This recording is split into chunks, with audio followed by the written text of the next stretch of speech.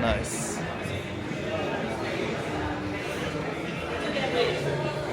Oh, that's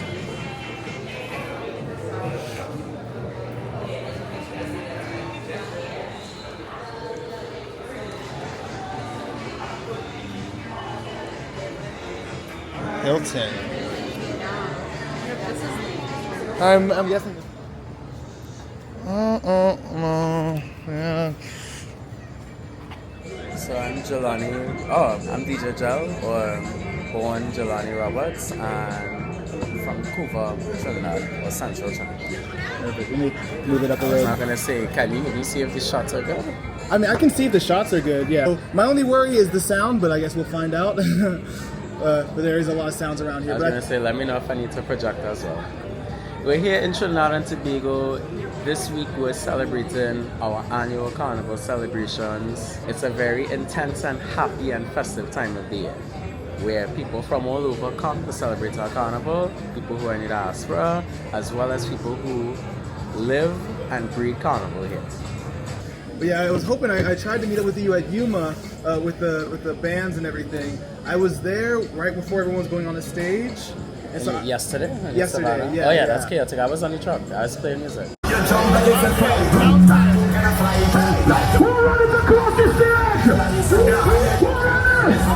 Yeah, and I was sitting there trying to figure out like which one is he? I couldn't really tell. Truck one, but we were all up and we were in the front. We were the first to cross the Yuma. But I guess to tell you a little bit more about myself, I'm Trinidadian and Jamaican, but raised in the U.S., so I know nothing about Trinidad, and so I wanted to come here. Nothing about Cuba. Oh yeah, So I'm also Cuban as well, yeah. but I haven't made my way there yet either. I did get to visit Jamaica a month ago, and I got to learn a little bit more about Jamaica, and now I'm learning about Trinidad. But my whole thing is I've been traveling a lot, and I love to. Like my first time traveling, I went to Spain, and I went and volunteered at a food bank there. And I was learning Spanish also, and I was talking with the people, and I was learning, kind of how we're humans. Even though I'm from Florida, they're from Spain. Like we still had a lot of things in common. We still liked a lot of things. We had a lot to talk about, but we're still so different. And people think that they're different, even though they're from different countries. So I like to show that we're still human, and all these different perspectives and stuff like that. Good. So wait till you hear the Trinidad story then. I would love to. Anything you got to tell us about We're very Trinidad? different. Yeah. But we're also the same. So actually it's funny you start with that too, because Trinidad and Tobago is the most diverse country in the Caribbean. The People Indians, from the Chinese, people from the Middle East, China, Africa.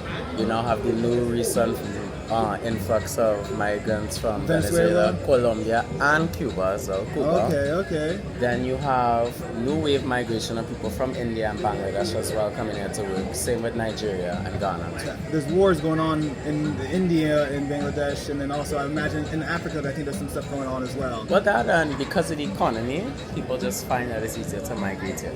Like even there's new wave Chinese migration because of the overall population in China. I see. Oh yeah.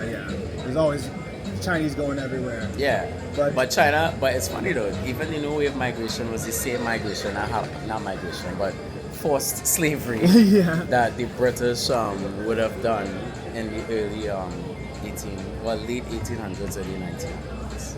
I see. Yeah, I learned a lot about it, like how the Africans came here, but then eventually slavery became illegal, so then they started bringing Indians over. And used another word, indentured laborers. They brought the Chinese first, and then Indians came after. They find that the Chinese labor wasn't good enough, so they brought Indian people to come across. Wow. And then Syrians escaped religious persecution. So a lot of the Syrians that live here are people who were Catholic, not Muslim, but Catholics, because when you're practicing in Syria, they were literally killing them for practicing Catholicism. Wow. So they came here. They're a minority in this country, but they run most of the businesses here. Yeah. Especially, I can see Chinese are always in charge of something, or they're the manager or something like that. Yes, but China, I think, honestly though, the Africans, Indian, and Chinese integrated well into society. Syria is not so much. They still marry each other. I see.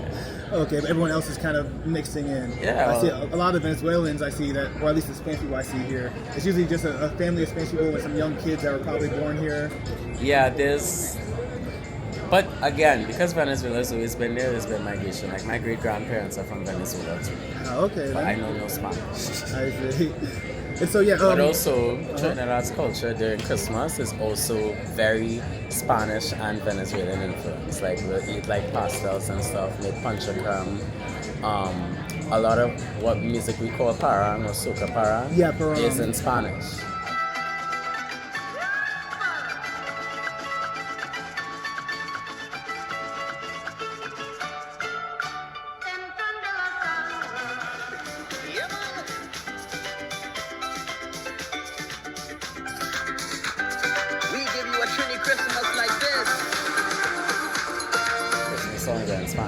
Okay. That's where the Spanish influence comes in. I see. That's cool. Yeah, no, like growing up, with my grandma and my mom, we always hear the parang and stuff, and the ting ting ting ting ting ting ting. And so even the instruments like the cuatro and all that stuff is Latin influence. Mm-hmm. But more of like the music and soca, like soca, calypso. Can you tell us like how this came about, or how is it like such a close tie to Carnival? Sure. So this predates me before I was born. So Calypso music was born out of a West African tradition of storytelling, right? Mm-hmm. So for the enslaved Africans who came across, the ways they would tell the stories of society would be through Calypso music. So a lot of it would be social commentary or things of what was going on at the time. Mm-hmm. And Move this here, it's a little easier for you.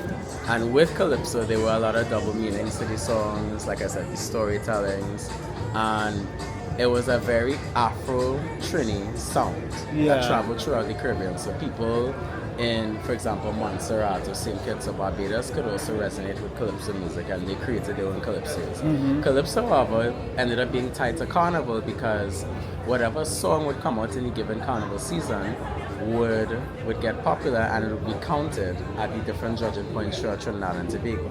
Because it's Carnival in Port of Spain, it's Carnival in San Fernando South, it's Carnival throughout the country, even in Tobago. I see. Right? So the way how this now becomes is the most popular song at the judging points is called, or judged, the Road March. Yeah. And that happened with Calypso for a point in time. Mm-hmm. Now you fast forward now to the 1970s, you have who we call Ras Shorty I. Yeah, Ras Shorty I. He's the creator of Soca. Now, Trinidad and Tobago, being the diverse society that it is, we have some racial tensions once in a while. Mm-hmm. And what Ras Shorty I saw is that there were a lot of tensions between people of Afro-Trinidadian descent and people of Indo-Trinidadian descent. People from India versus people from Africa, but descendants that now live in Trinidad and Tobago, right? Mm-hmm. So he wanted to create a sound that was uniquely Trini, right? And he took basically like African influences, Indian influences, the instruments, so tassa, harmonium, and was like, okay, we're gonna create soca, which he deemed the soul of Calypso, but is really the soul of Trinidad and Tobago. The ka, which I believe is Hindi for unity, but don't quote me on it. I know the ka has a meaning. Yeah. But it was spelled K-A-H, but then shortened to C-A for the soul of Calypso, based on a mistake that I think one of the newspapers made. Ah, I see. Okay. And since then, I'd say his dream is realized. Everyone comes together to listen to soca music. It doesn't matter, if you're black, Indian, Chinese, white, Syrian, Spanish, or mixed. Everyone in Trinidad and Tobago usually jumps up to the beat of soca during Carnival time. And so Carnival before soca, was it always Calypso music, or was there something else? For the most part, it was Calypso, Kaiso. Okay. There is an exception that in 1955, a German pop song ended up winning Road March. And since then, they kind of made sure that there needs to be at least one local to enter the competition. All right. What is the name of that song? I have to search it up. I honestly can't remember. Like I said, before my time. Okay. But I was looking it up the other day, and I was like, yeah, I could see why the rules are the way that it is. We don't want a bunch of American music running all of Carnival and things like that. And I mean, that's a bigger problem, but we're not going to talk about it. Okay. We'll get into it.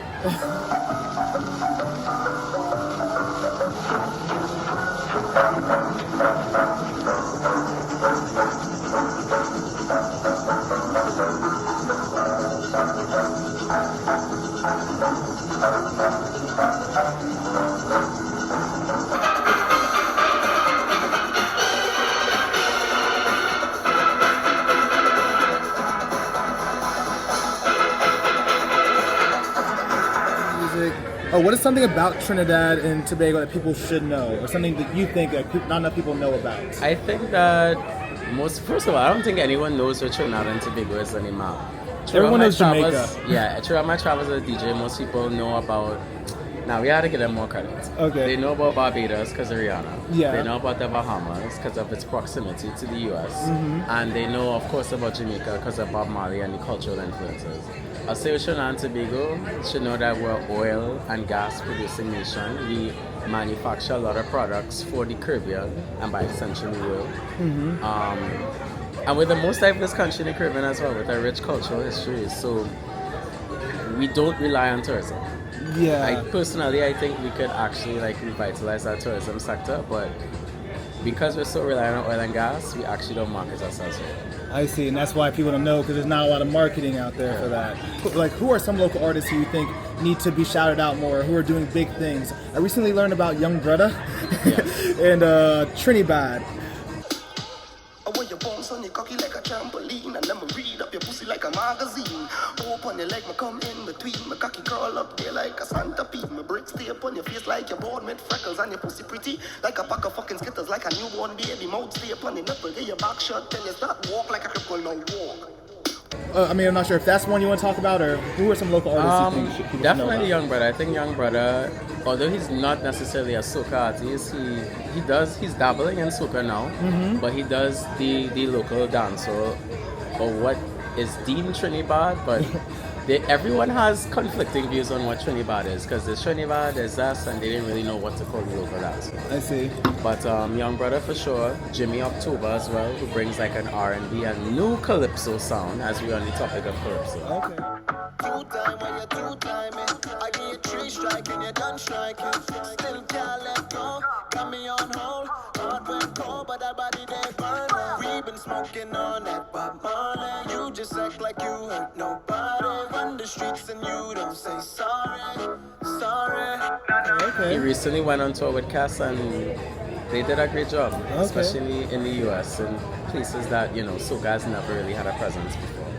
Awesome. And last but not least, I'll say Hey Choppi. H.O.B.? Hey Choppi. This must be a dream, dream, dream. Pinch me, I can't believe your wine so sweet, baby. Oh no, this wine and it's sweet one. You're making me weak, weak, weak. When you put that thing on me, this wine so sweet, baby. Oh no, they gon' say that I'm Their sound is very different, and I think that they have music that you could stream and relate to outside of Carnival. Okay, awesome. Now, But in Carnival though, Mical Teja, our brand new 2024 Road March winner. that's DNA, right? DNA, yes. Okay. I feel like I'm running tongue again. Jump and shake the drum again. Play with all my friends and them. No place like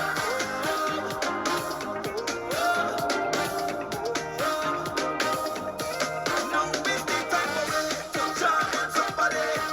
Hand up in the air. Madness everywhere. Itching with DNA. To get on bad. When we on the roadway, we like we own way. Tell them freedom in with DNA. I heard there's a lot of things between DNA and contract. They didn't know which one was going to win. Yeah, well, that's the fun of the road march race, right? So imagine that's been going on since Calypso days, over 100 years. That's been the tradition here in Trinidad and Tobago. And even look, this year it was still an exciting race to see, right? People thought Bungie was going to win, but Teja took it home. Yeah, and a new artist, so that's awesome.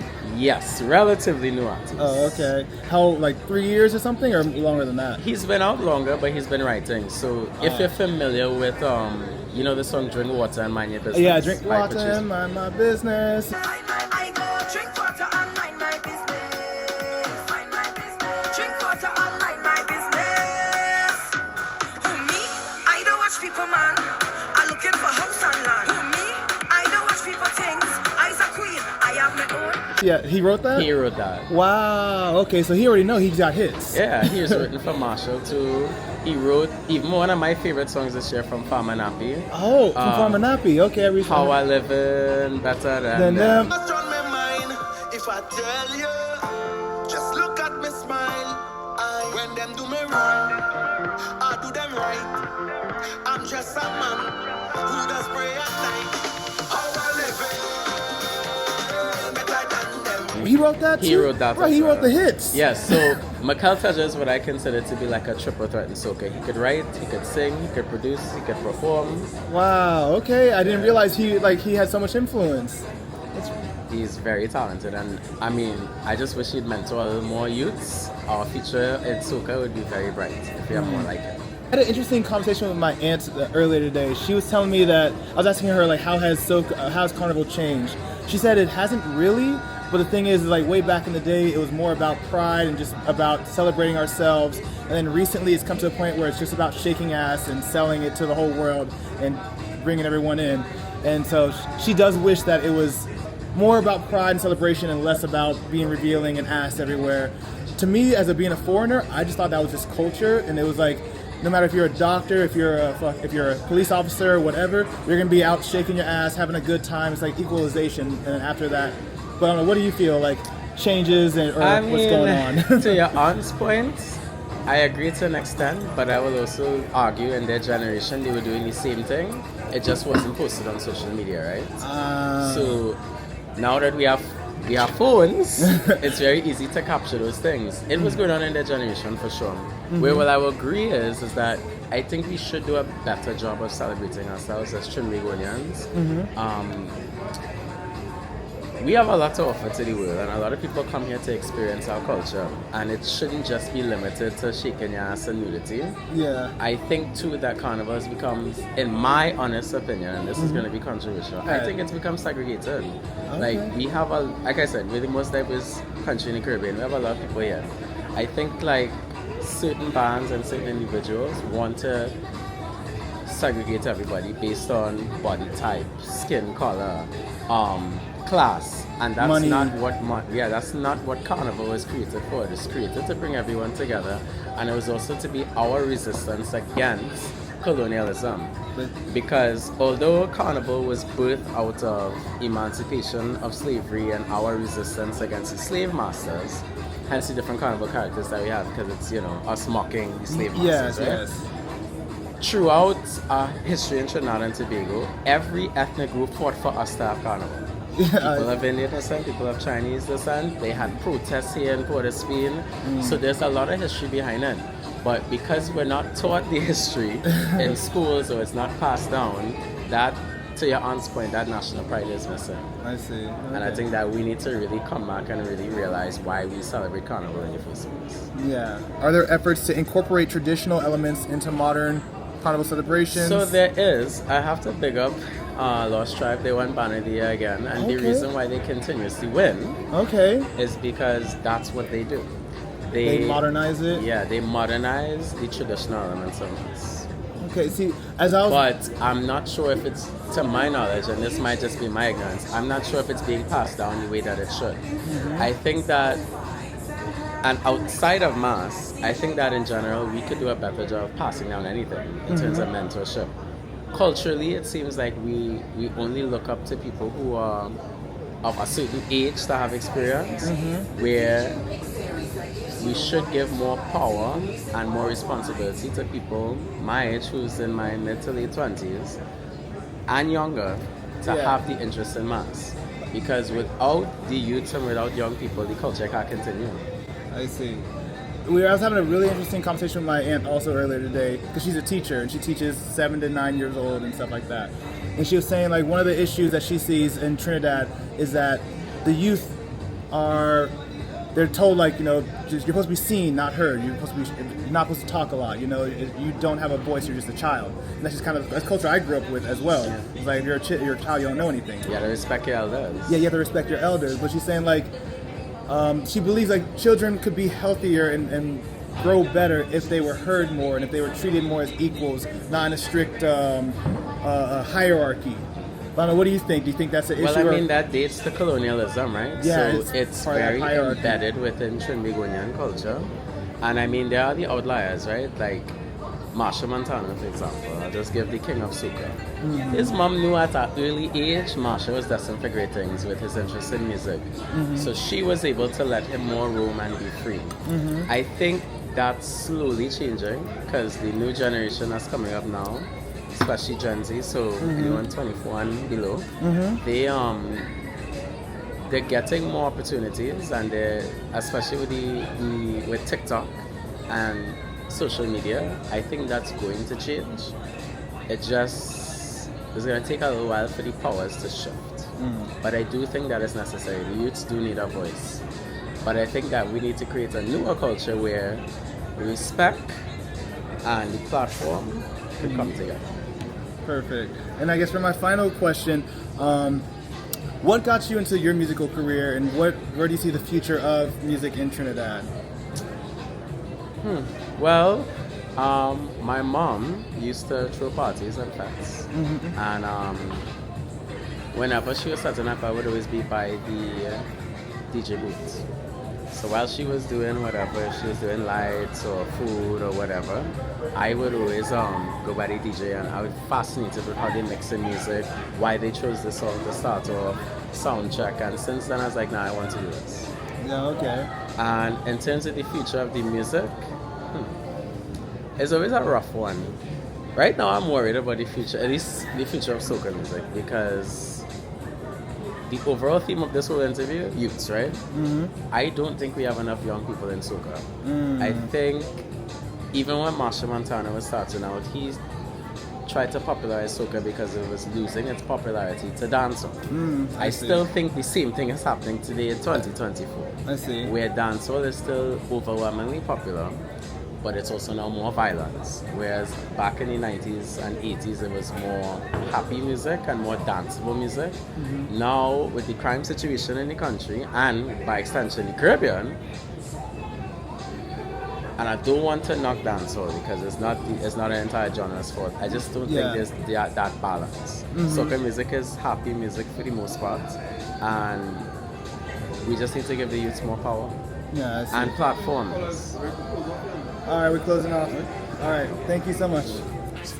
No, I personally, I think it's worth the money. Yeah. But I would pay attention to when you book, what parties you're going to, if you're going to any at all, and then what band you're playing. So, Yeah, I feel like you were saying like Lost Tribe was doing good at modernizing everything. But what I felt like is, all right, yeah, but they're gonna kick us. But yeah, so when I saw Lost Tribe, it seemed like they were like, everything is like luxury with Lost Tribe. And I was wondering if they were like taking things away from the old way. It seems like if you wanted to pay and be separated and have all the nice things, you can go to Lost Tribe. Yeah, so there are additional add-ons that the bands have. Again, division. But, there are other smaller bands, which I hope you would have seen yesterday. We did Friends of the Road? Huh? We were with Friends of the Road. There's Showtime. There's Legacy, Ronnie and Caro. So there are smaller bands too that you could also do if it is you don't want to pay upwards of 1,000 now, well, 700 US to play mass. Now granted, your 700 US gets you all you can eat and all you can drink. Security. And the food at Lost Tribe smells good. Yeah. Oh, it smells real good. No. Oh yeah, Lost. Yeah. And so do you stay in Port of Spain or do you stay in a different part of Trinidad? Normally in Port of Spain because Cuba is like 45 minutes out Okay. on the highway, and then to drive to while you're DJing and drinking, and deprived of sleep. Yeah. You could get into a car accident, so it's much easier just to stay in town. Roller. Yes, Bob. So there are a lot of influences here in Trinidad and Tobago.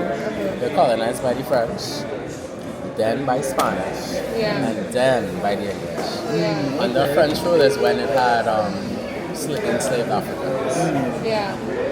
And then under the English is when they brought indentured laborers from China and from India to come to the country as well. From China too? Yeah, we have a healthy China. I know Our country is very diverse. There's a lot of they came here as Chinese. merchants. I didn't realize they came here as slaves before. Yes, so but like I said, there's new wave migration too. So because people understand that this country has three, I would argue, three dominant ethnic groups, they feel safe here because there's already communities established here from since slavery days. No, that makes sense. I would feel safer too if I had a community here from way back. And then, what I was telling Kadeem, with religious tolerance here, people also feel safe, right? You can practice Hinduism, Catholicism, Christianity, It seems. Islam. No, you can. Yeah. If you walk through the streets of St. James or anywhere in Trinidad, you could see a temple, Yeah. a mosque, and a church all on the same street. Yeah. Because there is that tolerance here. Yeah, Everybody can that's practice really what they cool. want to It's practice. definitely not like that in every country. And even we celebrate like we'll celebrate Diwali as a country. That's what we do. Diwali, yeah, yeah. We'll then Indian. celebrate Eid, and we'll also celebrate Christmas. There's so many holidays. And all those things, yeah, we have a lot Yeah. of holidays. All those things are integrated into our culture. Yeah. So what does Juve tie into that? Juve is separate, but Juve is basically a French word for daybreak. So for us, in our revolt against slavery and the slave masters, we, at least how it was born, we would come out like those traditional characters, like the webmaster, the blue devil, and mock the slave masters at that time. That's where the mocking was born. Yes. Right? Yeah. Yeah. So when you see those things and the flame throwing and all that, Yeah. that's to mock the slave masters. It's not devil thing. Yeah. It's not us trying to Yeah. be demons. There's It's like the literally lady with the big reenacting a show of Yeah. what was done to us. Right. Or They're what was done to our characters. ancestors. Yeah. Yes, indeed. But again, granted, the Carib and the Arawaks, so the indigenous people of Trinidad would have been killed out by Christopher Columbus, just like in the States. Yeah. The costumes that we do wear is influenced by them.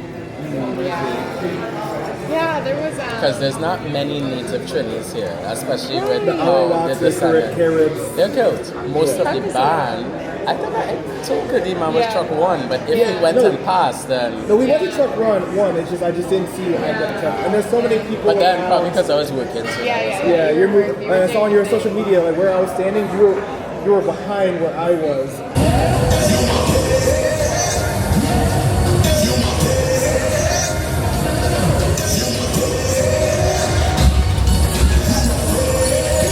I played. I was on the truck. Yeah. So Yeah, the Yuma Masqueraders, they wanted Bunchy's Carnival contract. yeah, kind of a contract. Yeah, Carnival have a contract.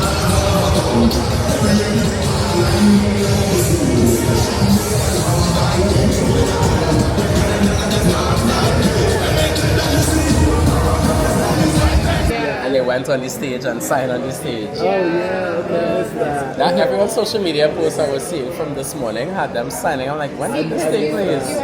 Wait, anything you want to advertise or tell people about that you do or you're able to help them with? Sure. So, yeah. So yeah. Or then you could follow DJ Jel at Gel in the Mix on Twitter or X, Instagram, TikTok, Facebook. And you can listen to my mixes on SoundCloud, Mixcloud, YouTube, and gelinthemix.com. And if you're looking for merch like this, you could visit thesocaboss.com. I mean, for anyone who's coming next year for Carnival, make sure you're in the gym from early. You should start from like June, July to build your stamina. In terms of events, next year Carnival is going to be a long season, so you should probably be here for about 2 weeks. If you want to really enjoy the festivities, you should go Panorama. I'll recommend Soca Brainwash. I'll recommend my event, Just All Inclusive. What else? Vibes with Boise, Cash Tuesday on the Rocks as well. And if you play in mass, honestly pick a band that fits within your budget. I'll see that. Carnival's already expensive, and although I have an affiliation to Yuma right now, I will simply say pick a band that's in your budget. Okay, perfect.